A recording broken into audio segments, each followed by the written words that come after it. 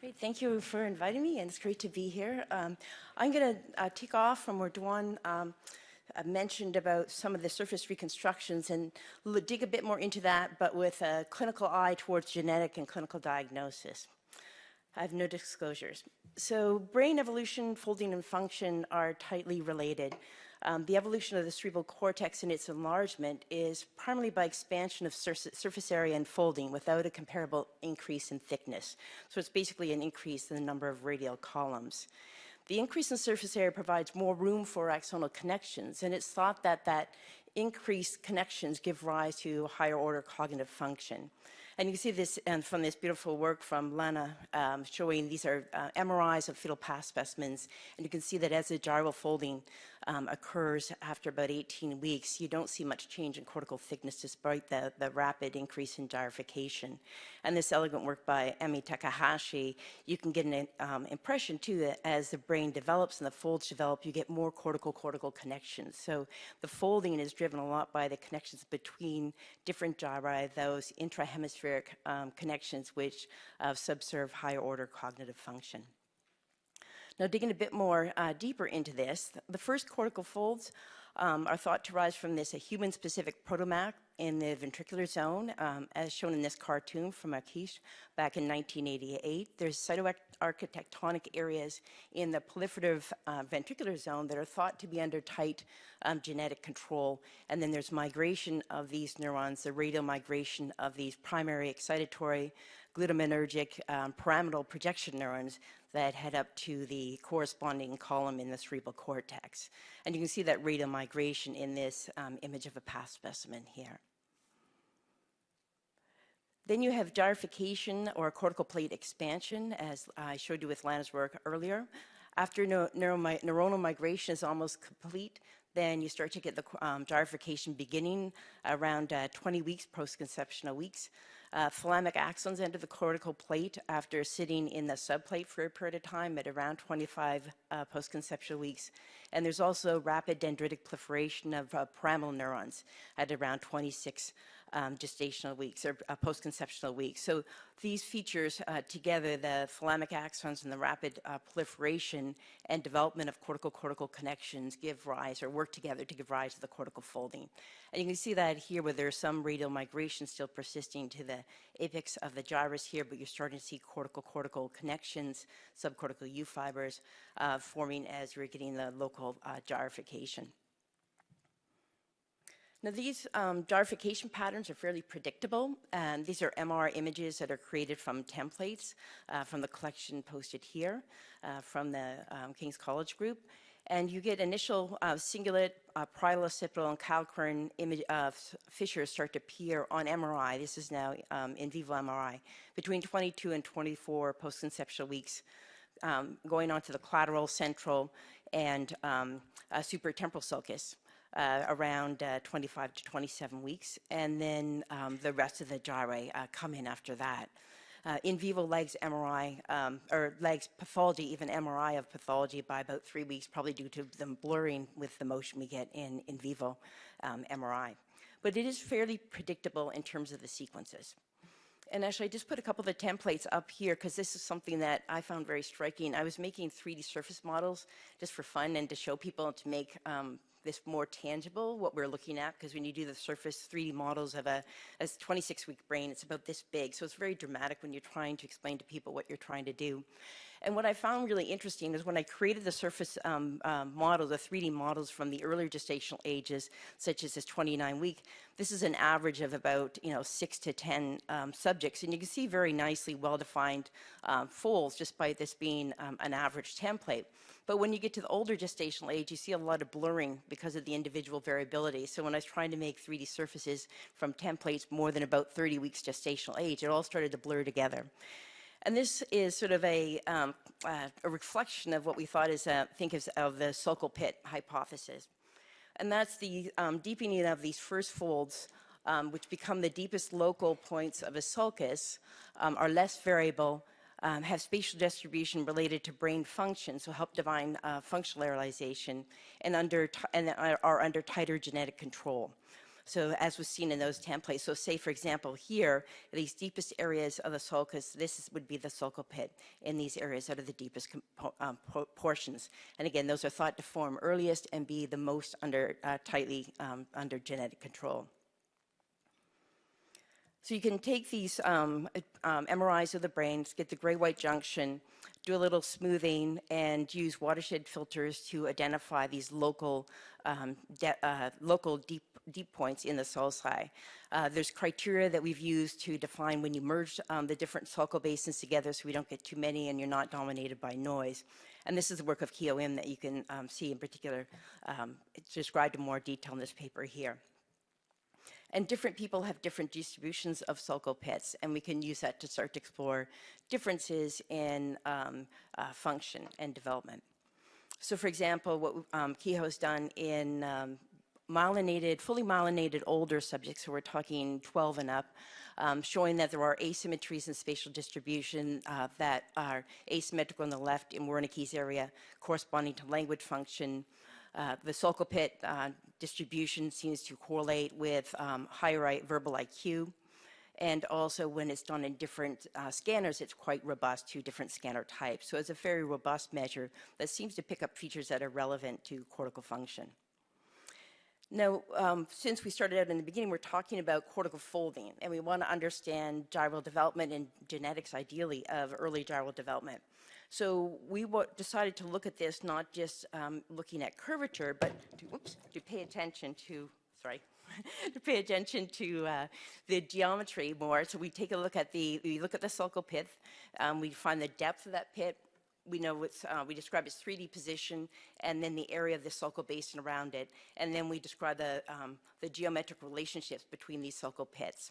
And then you can use spectral matching techniques to come up with a similarity index between different brains or an individual brain to a template. So the sulcal similarity measures are 0 to 1, 1 being identical, which is a theoretical limit. Now, we've used that in Polymicrogyria, and when we compared to Polymicrogyria, the similarity to our normal templates, we get a collection of similarities across the polymicrogyric brains. The similarity correlated, particularly in the left hemisphere, with language disability, correlated well with visual perception, and actually picked up other areas that visually we did not detect. So we thought this was a good way to actually quantify gyrification and the region involved and how severely affected any individual brain was. So we work very closely or our labs are close to Chris Walsh and a lot of the genetic people. And when we talked to them, they were looking at GPR 56 and doing just visual assessments as where they thought their brain was affected by a deletion in GPR 56. So we came in with our methods and actually quantified it. So instead of having a qualitative metric, we can get an actual quantitative number in terms of where the sulci were involved. And this particular deletion affected the expression of GPR 56 in the lateral brain. And instead of just picking up these small areas here that were very qualitative assessments from visual diagnosis on axial 2D images, we could give patterns of severity of involvement in the hemispheres in this patient population. So it helped to understand better the role of GPR 56 in its distribution of expression in the cerebral cortex. We also looked at a bunch of children with developmental dyslexia, and we found atypical sulcal patterns in the expected regions in children that were pre-readers but with a family risk of dyslexia. Now, going back to polymicrogyria, we looked at surface anatomy, but we also wanted to understand connectivity. And as Dwan talked about earlier, we have lots of different choices to try to explore connectivity. And the problem is when you have a brain that is very disorganized and dysmorphic, how do you define regions of interest that make it useful in terms of diagnosing clinical phenotypes? So we could use an atlas-based parcellation, and here's how the atlas-based parcellation from pre-surfer works in a normal subject compared to a child with polymicrogyria. And you can see the pre- and post-central gyri are defined well in free surfer, but when you look at this child here, the post-central gyrus is actually a collection of multiple transverse gyri that this region of interest cuts across. In addition, we have other areas as well that have multiple gyri that are in one single ROI. So if we really wanted to know the connections that were happening in here, we'll be missing some of those connections because we haven't drawn our ROIs appropriately. So this is where we took the Sulcal pit approach and kind of inverted it and used that to define gyral parcellations. And what this does is it, again, looks for the sulcal pits, but instead now goes over the surface of the gyri to the next one, so we can define gyral segments. And the advantage of that, if you look at, say, the free surface parcellation, we get rid of these large areas, and we have more numerous and more uniform in size parcellations to do comparisons. And then the parcellation is actually designed to the individual's brain, which gets very important when you're dealing with, again, these abnormally folded brains. And just to give you another idea why we like this typical approach to gyral parcellation, when we do this, if we take adjacent gyri, you're really looking at subcortical U fibers, so the most adjacent first neighbor connections. And then if you take two gyri away, you're looking at your second and third distance away fibers, and then the longer fibers are fourth and higher. And if you look at that anatomically, what we're trying to do is select out gyral segments because we think that these are the functional units that we care about for our connectivity parcellation that connect to different regions. And then by looking gyri to gyri, we'll get the subcortical U versus more distant ones. And actually, you can see this coronally in this particular patient where the reds are the single gyri to gyri, so first gyri neighbors, whereas here we've superimposed a fourth neighboring gyral connections. So doing it in this way, you can actually peel away the layers of the axonal connections from the subcortical U fibers, which are the latest to form, to the deeper structures that are longer and form more earlier. So we have the long association fibers that develop in the deep white matter, the short association fibers that develop later in the superficial white matter. And we think those are under different genetic regulation. They have different microstructure, and they're disrupted differently according to different disorders. So using this approach, we then looked at Polymicrogyria, and compared to the normal connectivity when we parcellate in this way, we find that Polymicrogyria has the most severe disruption of the most local connections. So the first and second order connectivity is most disrupted. So these connections are most disrupted in Polymicrogyria. Compare that to tuberous sclerosis complex, which we looked at as well. And this was a very different distribution, almost opposite. The corpus callosum was most dramatically affected in the TSC patients. And then in the ones that had cognitive disabilities, the intrahemispheric connections were also involved as well, too, which kind of makes sense because it is these intrahemispheric cortical-cortical association fibers, again, that give rise to most of the cognitive function. And finally, under progress right now, we should hopefully have the manuscript ready in another couple of weeks. We've been looking at TUB3 or axonal guidance disorders to see how they are affected in terms of the gyral connections. We find that the short-range connections are not at all affected, but there's selective involvement of the long-range connections. Interestingly, the choice of regions for your connectivity analysis really matters. So if we go to a free surface parcellation, for example, we lost all statistical significance, especially if we went to the random ROIs. We had just so many ROIs that when we controlled for all the multiple comparisons, we had no statistical significance left. So if we parcellate by what we think are bigger chunks that are functionally relevant, we can actually pick up statistical significance. And it says something meaningful in terms of what we understand about gyral or axonal development. Now moving forward, we wanted to also think about, well, how can we use this to better understand fetal brain development? And being one of the clinicians on the clinical fetal service, we're always very anxious about calling abnormalities, and there's a lot of discrepancy between different readers as a result of our confidence level or our skill level. So we were wondering, since a lot of this initial gyrification occurs in these early time points, and we know that there are mouse models, for example, that have abnormal gyrification that are due to, say, abnormal proliferation in the ventricular zone, we thought that some of these differences might be apparent earlier in life before, say, 32, 33 weeks gestational age. So we did, using the triplane reconstruction that's been around now for quite a while, you can take the fetal images and co-register them together to get a nice fetal volumes. We use semi-automated techniques to get the gray-white junction.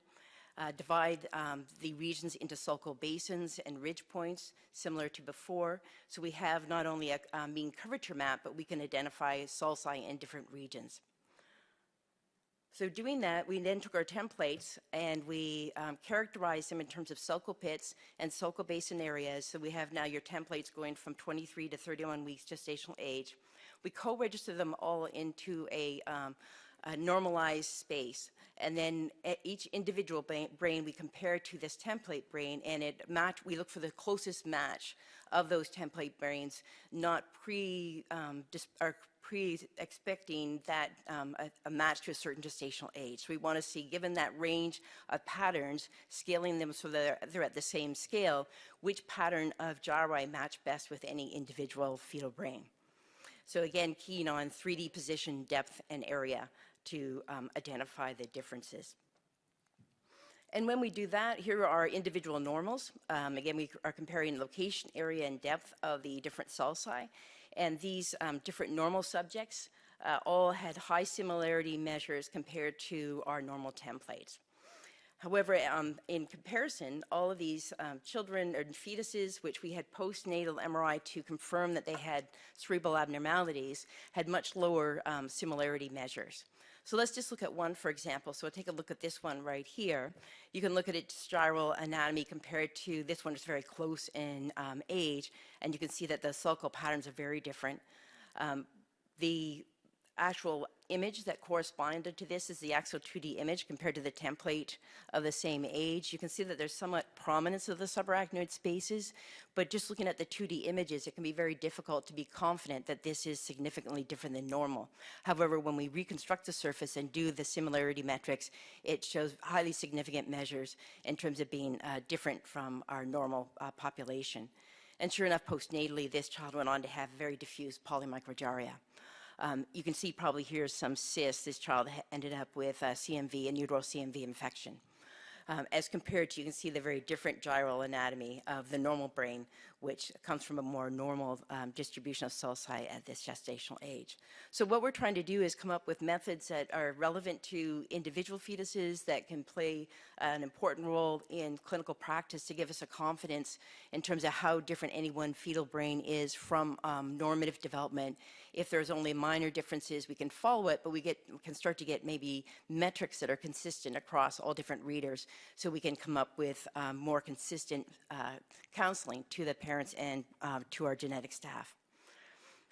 Just to show you the data here, this is the similarity to the normal template using all features, and you can see that the triangles are the abnormal cases, which are all almost all significantly different, as a group significantly different from normals. You can see the left hemisphere a little bit more dramatic than the right. The statistics for total measures, high statistics, and you can see that the 3D position is the most critical feature. So that's part of the reason we started this whole approach. Is gyrification is not just the curvature, it's where it's actually folding. So that turned out to be the case here, that this 3D position was the most sensitive at detecting abnormality. However, gyrification index, which you see here, showed no significant difference and was driven primarily by gestational age. And if you remember gyrification index, it's basically the ratio of this shrink wrap over the brain to this, the surface area of the folded brain. So this particular metric says nothing about location.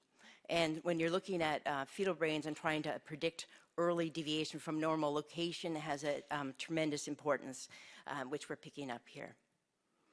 Just to show you the whole distribution of cases, these are all the normals, and you can see how they have nice normal developmental trajectories. These are cross-sectional, but any one cross-section here in the abnormal, and you can see that the gyri just looked a little atypical, and that's actually quantified by this similarity metric here.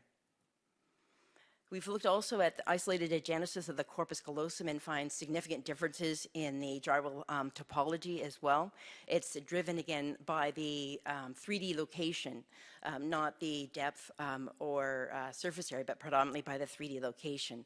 These were all isolated agenesis, and the current project is to follow these kids over time to see if the similarity indices help predict which one of these isolated agenesis have more severe clinical features. So we don't know yet whether this has a clinical impact, but we're going to be following these fetuses into neonatal and infant life to see if it makes a difference.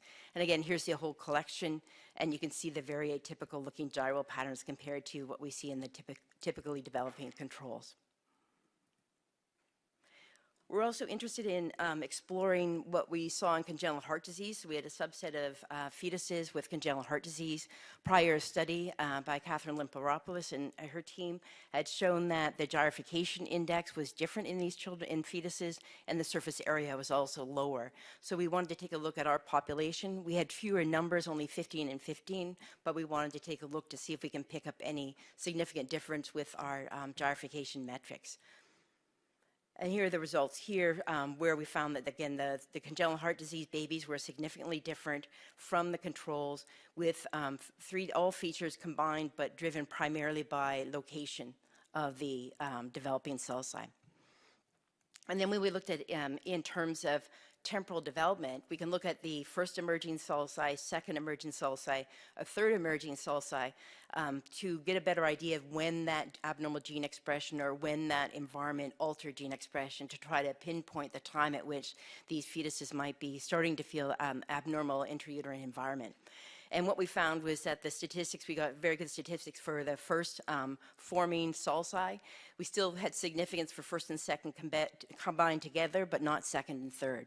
So the main driving features seem to be these early emerging sulci, again suggesting that these first sulci are most tightly under genetic control and may be the most vulnerable when there's an abnormal in utero environment or abnormal genetics that cause altered gene expression. Now, being very interested in gene expression, we know that gene expression can be altered by just having abnormal genetics or by having an abnormal environment that changes your gene expression. So we've been doing a lot of work with the placenta, and this is our bowl paradigm that we do, where we have twins, they're monozygotic twins, and we give the mother a bolus of oxygen by non-rebreathing face mask. And you can see as the time course goes on, it'll come back to the beginning here in a sec. We start out with a low T2 signal on the fetal side, and then as the oxygen is turned on right here, you'll see that there's a rise in signal intensity across the fetus during this time period. And then G and Ezra has characterized the rise of this oxygen signal and characterized it as an average time to peak. So we can now characterize each of these twin fetuses by their regional field average time to peak. And when we do that, you get the two twins here. We've got twin A and twin B, and we look at the placental segments that are communicating with these different fetuses and compare time to peak and brain size, liver size, and birth weight. And what we see is nice, the colored loops that are actually connected. These are twin pairs. So you can see that in the twin pair, the twin pair with a larger time to plateau had the smaller brain volume, and that was pretty consistently true. So we've got good statistics for intertwin and a trend in brain volume. And then when we did a mixed regression model, very good statistical significance, including for brain volume, that there were differences in brain volume depending on the efficiency of the oxygen transport. And I thought this was really interesting because these are discordant monozygotic twins. So they are living in the identical maternal environment. They have identical genetics. But they have different placental environments, as we measured with our time to plateau. And that was the first time I really understood that this is an example of environmental influence on brain development. Now, Ki-Ho Im has gone on to take a look at the surfaces of these brains. And if you take regions of interest, this is the slower time to peak for the one twin compared to the other, and reconstruct the surface areas, we are picking up differences in gyral development in these twins that, again, are genetically identical but have different placental function.